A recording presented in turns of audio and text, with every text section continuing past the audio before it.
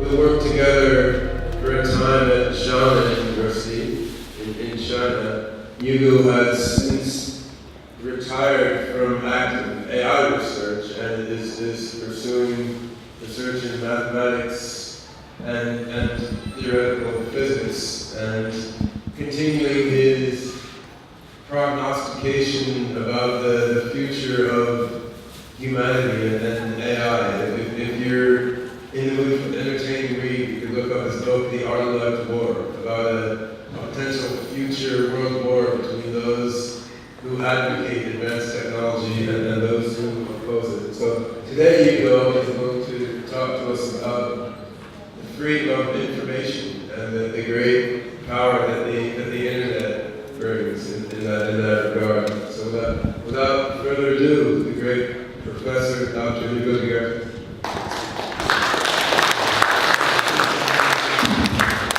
Does anybody have a laser pointer?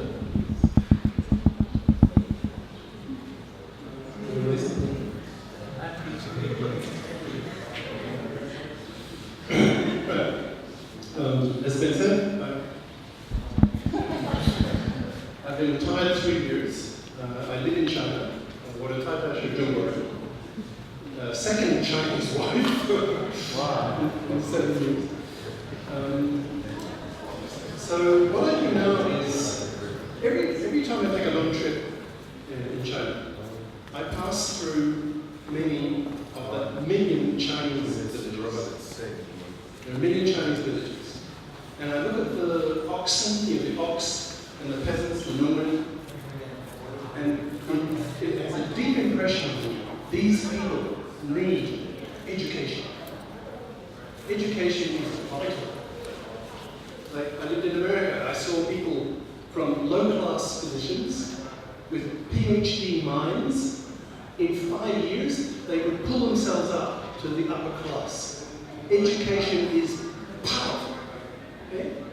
So what I do now is, I call myself a globicator, global educator. So the idea is create educational material for free.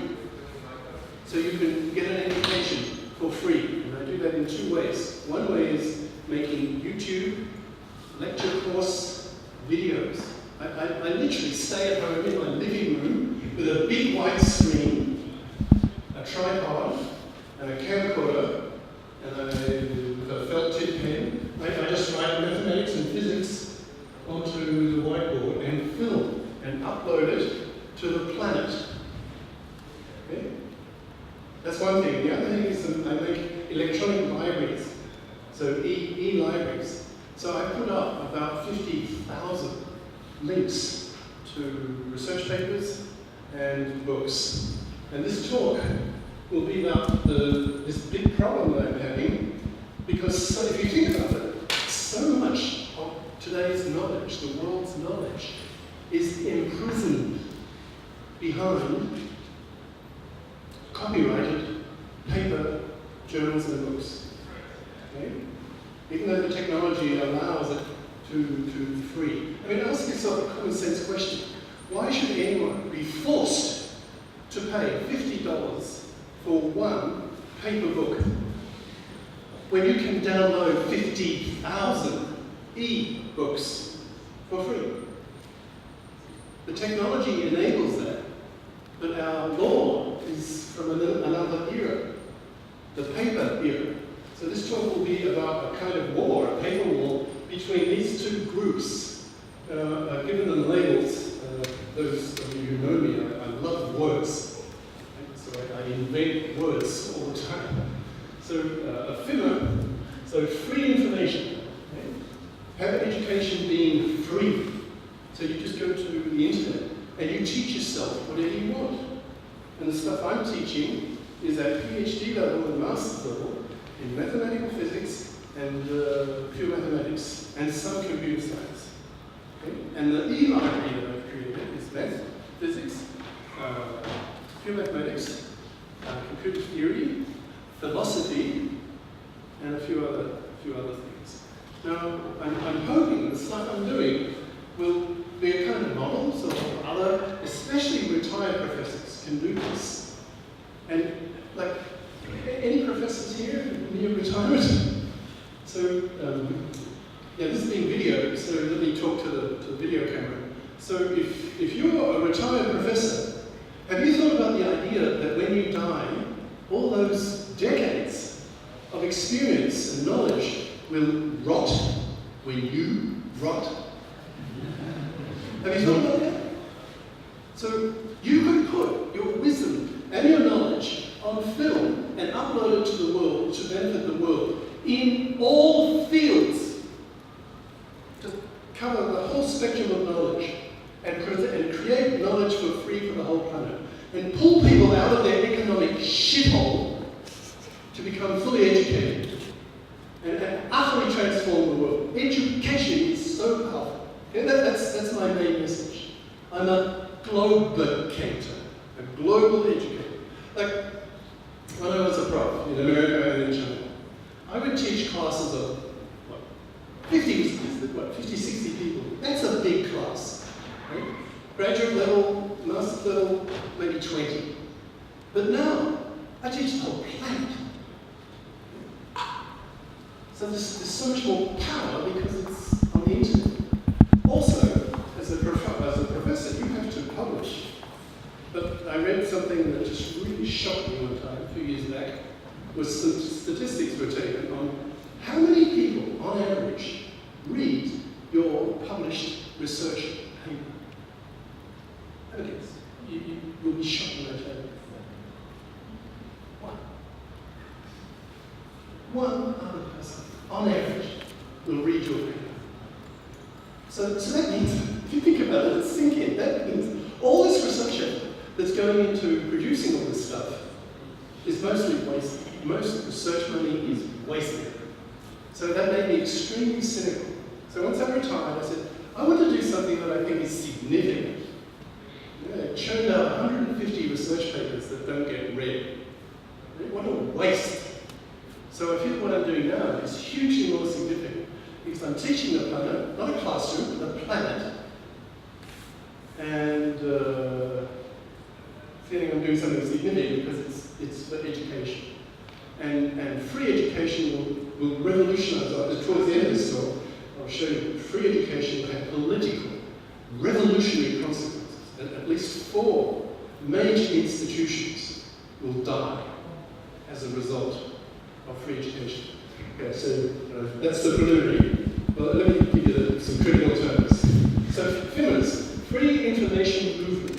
The people who believe that information should be free, because technology now allows it. The internet allows education to be free. And MERS, just like members, the members of the free information movement. And this word, so for the Chinese, what is a Luddite? When the Industrial Revolution started and the steam engines could power the looms, the machines that made cloth. Right? So the machines could work day and night. They were far more productive than the home by hand looms. Okay? And so these machines put the home industry people out of business. They couldn't compete. And so people felt very threatened by this. And so they formed a movement, a political movement called Luddites. And they smashed the machines. And in ordinary English now, the word Luddite usually means somebody conservative and against progress, against technological progress. So, and the P here just simply means paper. So today's traditional publishers of academic books, publishers of research papers, they are now Luddites. Right? They're blocking our progress to having world-free education. So in a sense, these guys and these guys are now enemies. They're enemies. Okay? These guys want these guys to go out of business. So there's a war on, a kind of quiet war. There's no shooting or anything, right? So what these guys are doing is buying scanners. A scanner costs what, $100? They're buying scanners and they're scanning paper books and journal articles, uploading them to the internet, and then the whole world can then download those articles and books for free. Now they're breaking copyright, of course, that's part of the war. They're breaking copyright because these people put a lot of money and effort to making the book. So you see where the war comes in, right? These people are very angry at these people. And these people are very angry at these people because these people are stopping free education. And with free education comes a series of revolutions. And that's sort of the essence of my message. Right now, what else? Perhaps this topic here. I'm making a big claim. I'm claiming that free education will generate worldwide an educated middle class. Right? It's very relevant to China. I don't know if any CCP members here, but history shows at a planetary scale, there are about 190 countries in the world. About 130 of them are democracies. And over the past 50 years, the past half century, about 100 of those countries have made the switch from one-party system to a multi-party voting system. Okay? So there's a lot of experience about when it changes, why it changes. Okay? That branch of political science is called transitology. Transition, change, switch, transitology. And the common experience is it's the middle class who push for the change. They want rule of law. They want their property protected. Okay? And they push. It's always the middle class. So with free education, you generate a worldwide educated middle class. And then they in turn push for a multi-party system. And, this is more and more important, experience also shows advanced democracies do not go to war with each other, right? Because their voting populations would refuse it. So, hopefully, and this is the big dream, a war-free world, by having a worldwide educated middle class, they push their governments into multi-party systems. So the frequency of war goes right down until eventually we live in a war-free world, and then trillions of dollars a year go into humanitarian projects, and not into arms and warfare and suffering. So these guys, the Finners, are very ambitious and want this. Okay? So free education is a stepping stone towards this. And that's one of the reasons why these guys hate these guys. Because these guys indirectly, reverse the logic, go backwards in the logic. These guys indirectly are keeping the world at war. And that's why the Finners hate them. Okay. Alright.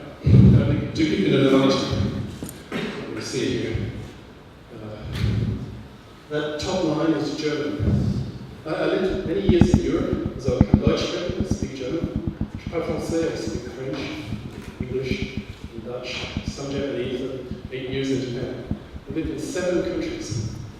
So Dutch, ni hao, hello. My name is Fritz. Okay? And my job, I'm a scribe. I copy holy texts, parchment, from one parchment text to another one. And it's a good profession. Yeah, I work in the court of the king, yeah, and I'm a member of a guild of these scribes. And the king, a long time ago, his ancestors, gave our guild the exclusive right to copy, only us. Okay? And I can get a lot of money by copying. So we persuaded the king to give us this exclusive right to copy. and so we can kill off the bad, cheap copies. Right? And nice prices. I can sell my copies at a high price, and I can afford. Do you like my furs? My beautiful furs? But there's a problem. Lately, very lately, there's a new phenomenon. These damn printers. You can see where I'm going. I see this story, right? And these printers. So these printers, you know what printing press is? They can make a copy in 100th of the time, and hence 100th of the price that I can. So we guild members, we are feeling very threatened because our livelihood is being taken away by this new technology, the damn printing press, and we are scared. Right? I like my furs. I don't want to lose my living standard. Okay? And imagine the social consequences. Now, the riffraff, the low-class people, the riffraff merchants, the merchants can now buy books. Huh? Merchants having books? What is the world coming to? Merchants and books? Okay. And even worse, the monasteries now are starting to buy. They're actually buying these printed books. Horrible thing, okay? So we're all very worried about our livelihood is threatened.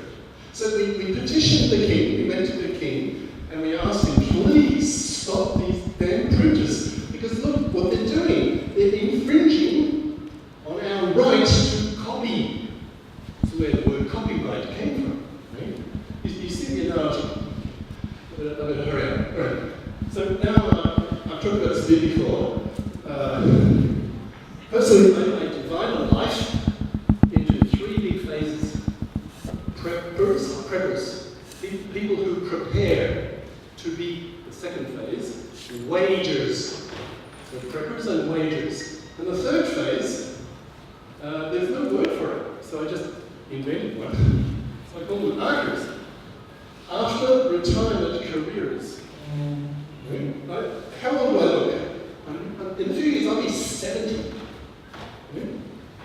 I expect to live another, 30 years maybe. So I'm not going to do nothing. I have to do something. So I have a new career. My new career is being a globetrotter. Okay, so that's arching. Preppers, wagers, and archers. Okay? So I'm a globetrotter. So I make YouTube video lectures, put them on the internet of the world. I make electronic libraries in these topics. I mentioned that, I need to speed up a bit.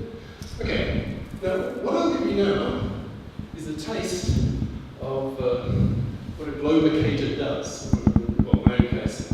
So these topics here, they're just, what's the word?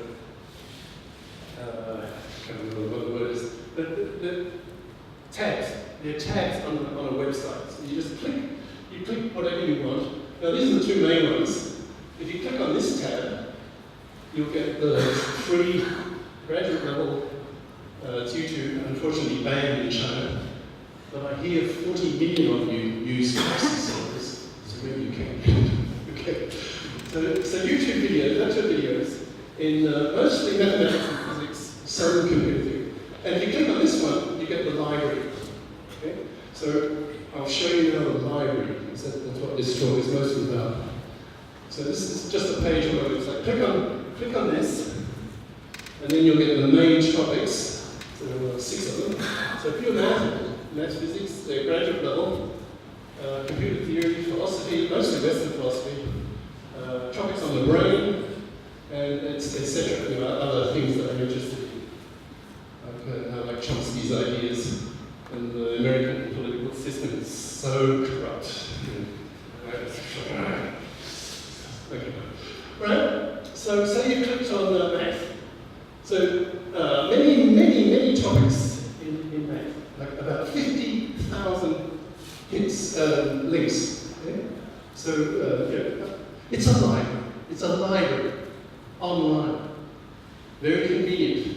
You don't have to go to the library. You just get it all online. Okay? So then you click, so here's something similar for computing topics, less of them, because it's mostly math and physics. Okay? So let's say you clicked on cognitive science in computer theory portion.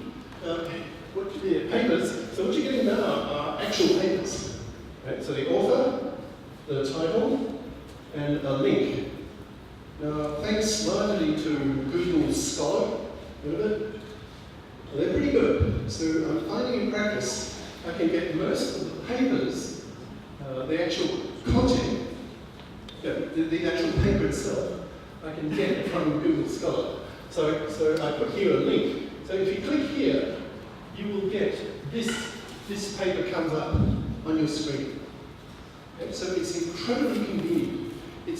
There's more books here than most university libraries. There's 50,000 just in these two topics, pure math and metaphysics. And free professors can do this in all topics. Okay. But there's still a problem with books.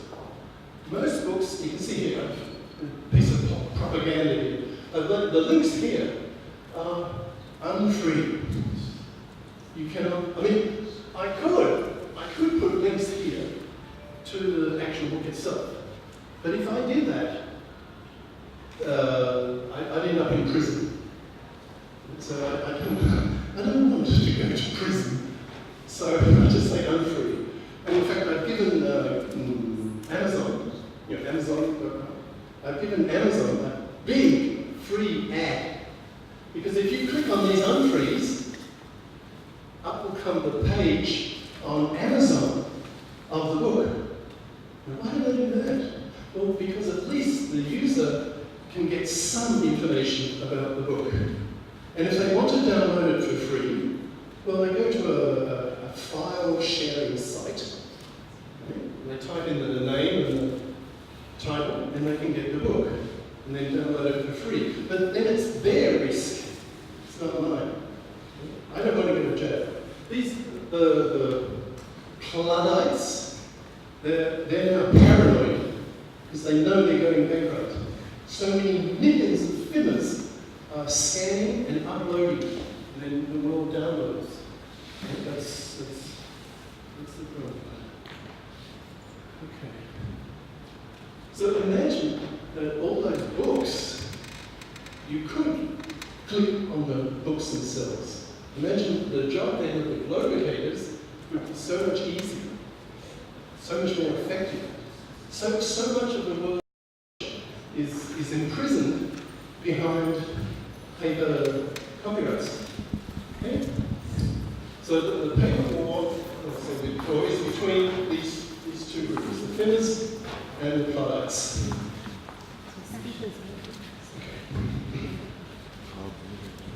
Right, now why do the Luddites hate the Finners, and why do the Finners hate the Luddites? I'll start with the Luddites. Paper Luddites. Why do they hate the Finners? Well, because they see the Finners as thieves. They're stealing their books. Right? If you're a publisher, you spend a lot of money to make your books and print them and distribute them. And these Finners are just taking it all for free. They're thieves. Okay? And therefore, the Luddites are taking these people to court, fining them, and putting them in jail. So, now, how many Finners are there in the world? Well, millions. Virtually every teenage kid is just downloading stuff for free because the technology allows it. Like I said before, why should you pay $50 for one paper book when you can download 50,000 ebooks for free? Why not? The laws should change so that free education is possible. Now these clients now, they've gone paranoid. They know their industry is dying. Paper is dying. Okay? So that's why these guys are just going crazy. because they're being destroyed, they're being bankrupted by the thinners. That's the war project. All right, now the other way around. Why do the thinners hate the Flutterbytes? Well, if there were no copyrights, information would be free, and then you get worldwide middle class, or educated middle class. And I was saying that a bit before. So a worldwide middle class, they push for democracy in all countries. Advanced democracies do not go to war with each other, and so we could end up with a war-free world. I think that's the big dream of the thinners. Now, what are the reasons for the thinners not like the Flutterbytes? Well, they see the Flutterbytes as extorters. You know the word extortion? That means to charge a price that's crazily high, way too high. So the thinners see Flutterbytes as extortionists or extorters because you have to pay $50 for one book when it costs nothing to copy a book. The Flutterbytes, well, they're Luddites. They're behind the times. They're now an obstacle. They're something to kick out. Right? They're a problem. So the thinners say to the Flutterbytes, you guys, you are now redundant. You are not needed. Go away. Die. Not literally die, just go bankrupt. Okay? So when these thinners, when they put a copyright on knowledge, they're imprisoning that knowledge. Okay? And the thinners hate them for that, because that way you don't get free knowledge of the planet, with all its huge consequences. So the Flutterbytes, in a sense, are keeping the world ignorant. Okay? And because of that, effectively they're keeping the world at war through that chain of logic. So the bit of advice from the thinners to the Flutterbytes is, Flutterbytes, please, get out of your profession. Change your job. Because you're living in a dying, immoral profession. Okay? So do something else. Do something that helps humanity, not hinders it. Now, how are the thinners bankrupting the Flutterbytes? How are they doing this? Well, I was saying before, with two main weapons. The thinners' weapons of war, the paper war, one, scanners. Right? You scan the book and convert from paper to electronic. Right? And the other weapon of war is file sharing. So there are many file sharing sites. And so people can download whatever they want, as long as it's there, of course, and get it for free. So it's possible now for scholars, students, to create their own library for free, with huge consequences for their education. I talk about a $1 million education. Imagine you had $1 million to spend on textbooks. You would have a much better education. Okay. Now, that's not the only problem. There are two other sources of problems, not just the publishers. I mean, think about it. Imagine you're a professor, an academic, and your friend publishes with a Flutterbyte. That makes your friend an ex-friend, right? Because he's using Flutterbytes to publish. So these people are called Flutterbyte pimps. Do you know the word pimp? A pimp is somebody who gets customers for a prostitute. Right? So a Flutterbyte pimp creates work for the Flutterbytes, the paper publishers, hence their pimps. Right? So Flutterbyte pimps. But that's not enough. There's still another problem. Imagine all the professors, stop being Flutterbyte pimps. There's still a problem. What happens if their universities, if you've lived in the academic world a little, you've probably heard of publish or perish. You have to publish or you die. So universities will have a list of most prestigious publishing companies. You know, Cambridge University Press, Springer fell up in the top. So these guys, the publishing houses, universities.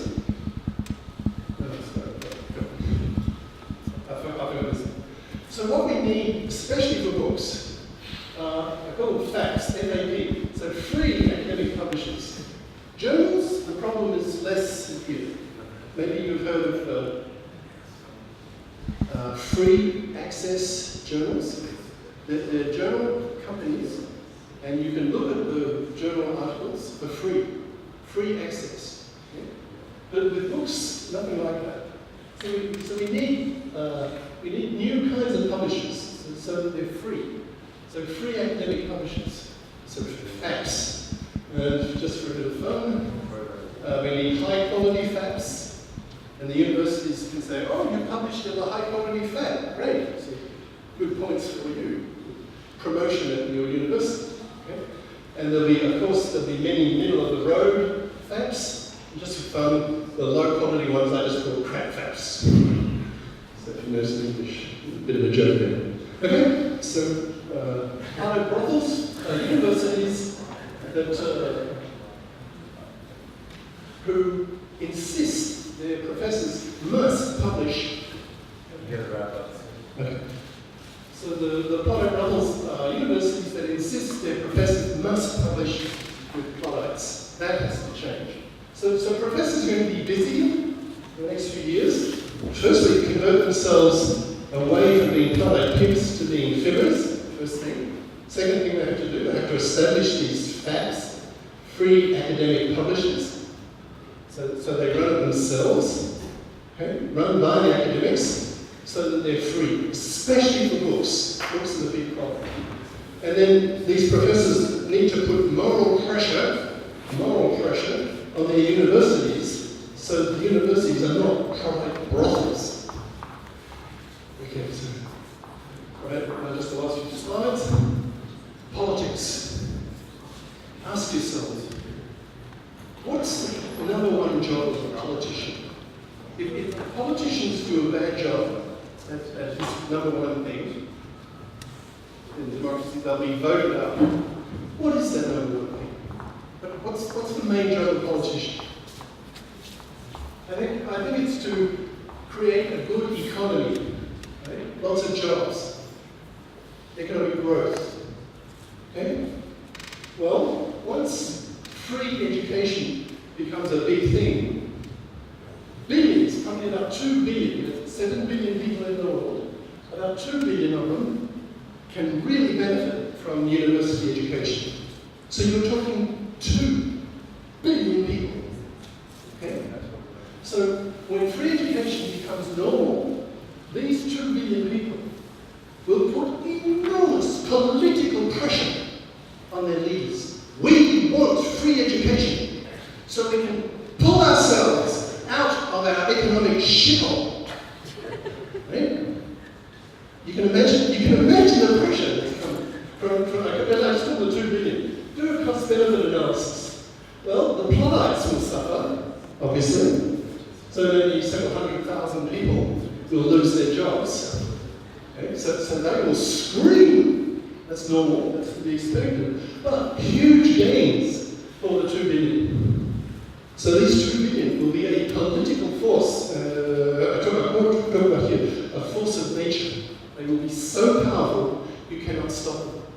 They will get what they want, okay? Which is free education. Now, 2 more slides. Globicators, they're very dangerous people. Why? Well, for 4 reasons. Most universities will die. Why? Because education is free. At Harvard University, it costs parents $50,000 a year for undergrad education, which you can get for free soon on the internet by very popular rock star professors, the best professors on the planet. Okay, so the universities will lose their they'll lose their fee base They will lose the money coming in. So most universities will die. Right? First revolution. Second, libraries, paper libraries, they will largely die because you get your libraries online, on the internet. Okay? Now, of course, the publishers, the playwrights, they will die. That's what this talk is all about. Right? So the paper publishers will die. And the big one, the dictatorships, in time, they will die. 50 years from now, there will not be a single dictatorship left on the planet. Right? The whole world is democratized, maybe 2 countries per year on average. The Arabs are going through that process right now. Okay? Next probably be Shanghai, Hong Kong, and so on and so on. Okay? So no more dictatorships. That's the big dream. So those 4 institutions will die. They'll disappear. So don't let anybody tell you these globocators are crazy people. They're big dreamers, and they will have real power. Think of that.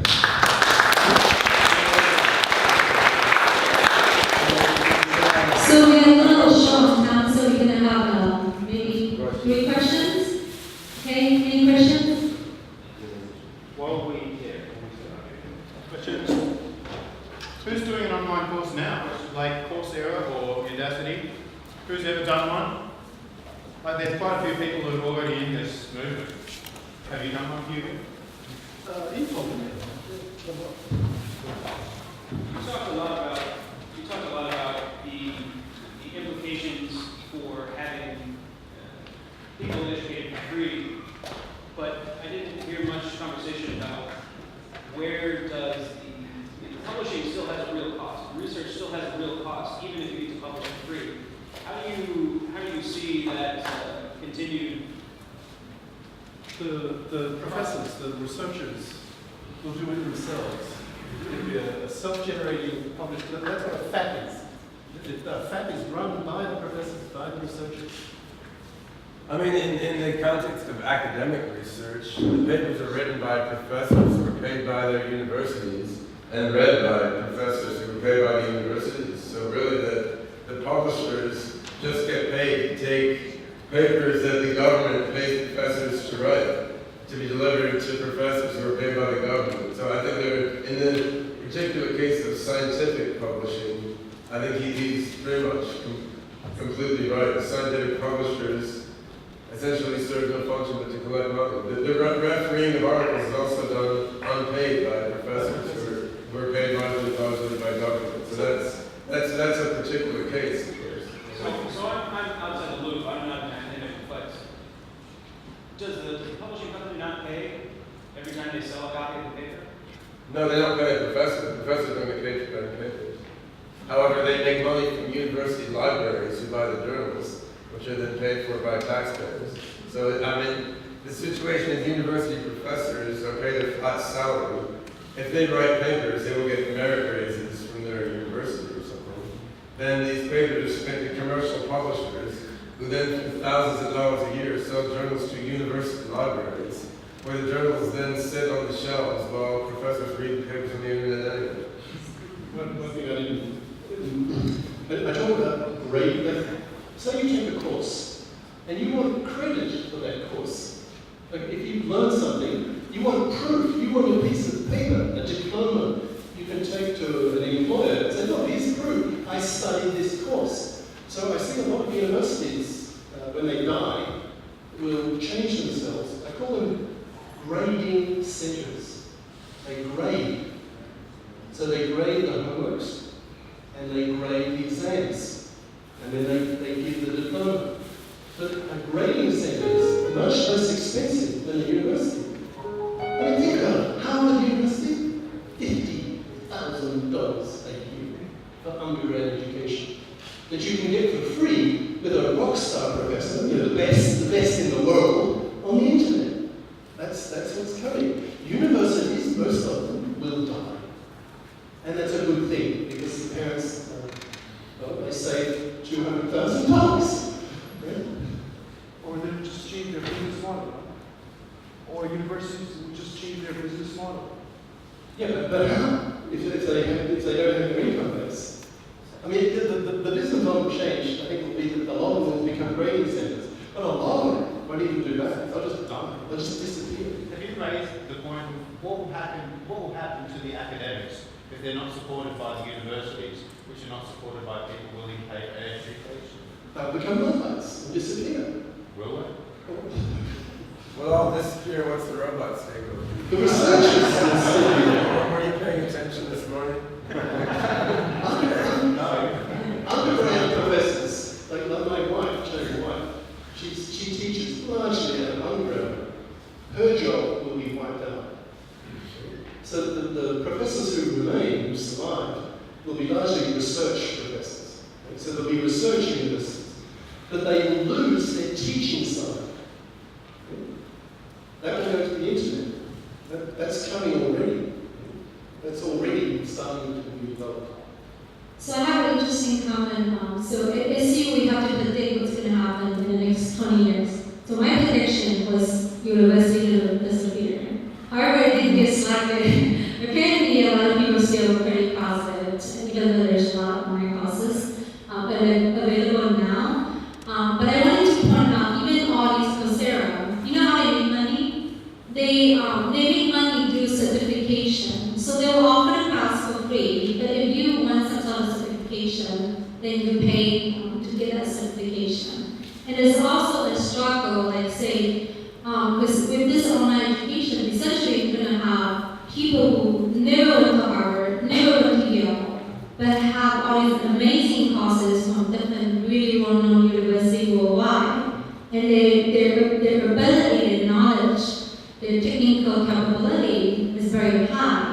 But how do you sort of adjust that gap between, the knowledge and then how our society recognizing is a big problem? This is where governments can, as I brought in the US, there are certification boards. And what's their job? They're sort of like judges. And they go from university to university. I mean, the Chinese government does it. Goes to university and looks at the standard.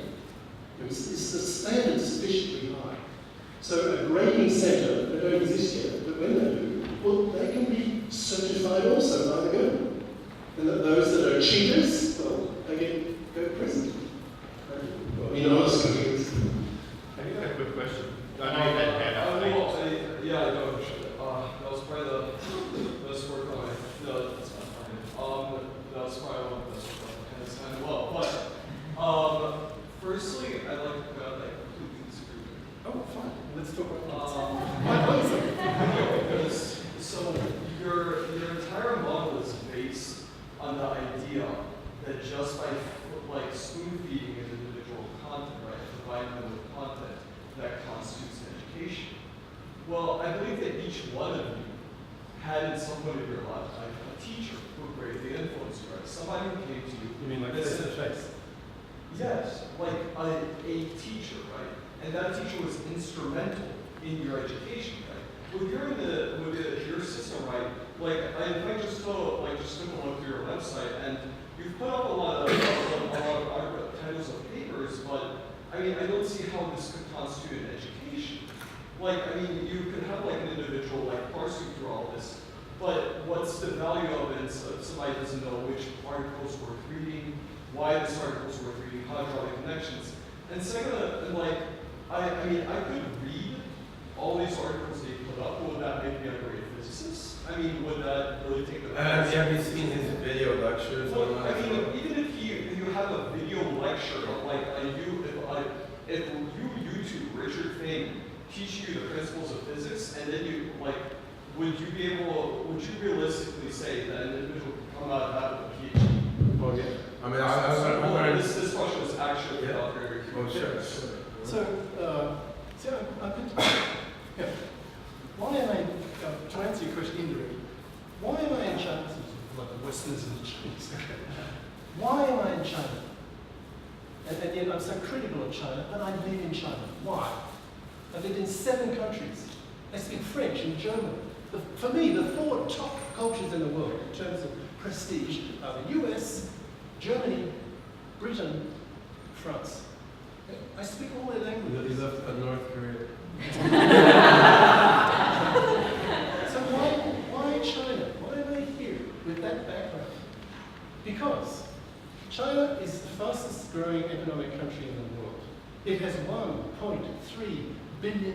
people.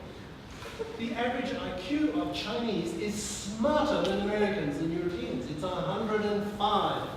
Europeans, Americans, 100.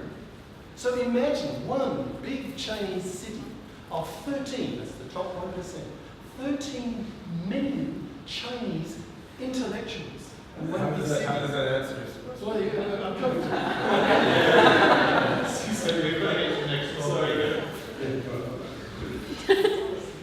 So people like that, people in the top 1%, they're smart. And so many of them, especially in China, are still out in the paddy fields on their ox. Right? It's a tragedy. It's a tragedy. So what I'm trying to do is to reach those self-teaching people who have extraordinary abilities. And then just by providing the material, you don't have to have a great mentor visual question, right? They just teach themselves because they're so smart. The only thing they don't have, one is a smartphone, a cell phone, but in a few years that will change. The whole world will have smartphones, internet phones, and then they can teach themselves. Well, online courses they teach each other in forums. Most people actually don't learn this from watching videos in these Coursera or Udacity websites. They actually go to the forum to learn and to discuss.